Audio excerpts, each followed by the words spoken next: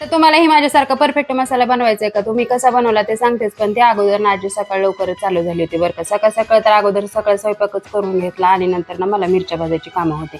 आता त्यासाठीच ही शेगडी आहे माझ्याकडे, ती घेतली आणि नंतर ना मी मिरच्या भाजायला चालू केल्या होत्या. आता अगोदर तर सगळ्याच टाकलं, पण ते काही भाजता येणार नाहीत म्हणून अर्ध्या काढल्या आणि नंतर ना अर्ध्या भाजायला घेतल्या होत्या. आता त्या भाजून झाल्या आणि नंतर राहिलेल्या अर्ध्या पण भाजून घेतल्या होत्या बरं का. छानपैकी मिरच्या भाजून घेतल्या होत्या. आता वरती भाजते त्याच्यामुळे जास्त ठसका तर काही एवढा उठला नव्हता बरं का. आणि सगळ्या मिरच्या भाजून झाल्यानंतर उन्हात ठेवल्या होत्या आणि नंतर म्हटलं चला आता आपलं आवरून घ्यावं. मग त्यासाठी सगळे मसाले गोळा केले. म्हणलं आता घरी विसरायला नको बरं का. सगळे मसाले घेऊन गेले आणि तिथं काही एवढी गर्दी नव्हती, त्यामुळे अगोदर तर मसाला कुटायला टाकला होता माझाच. आणि हा मसाला कसा बनवलाय ते तुम्हाला जर पाहिजे असेल तर मला नक्की कमेंट करा बरं का, मी तुम्हाला सांगेन. त्यानंतर मसाला कुटून झाला आणि नंतर येताना भाजीपाला घेऊन आले होते.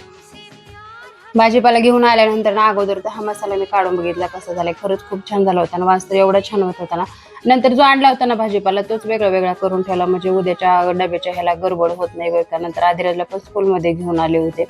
छान असा दिवस संपवला. चला तर मग बाय.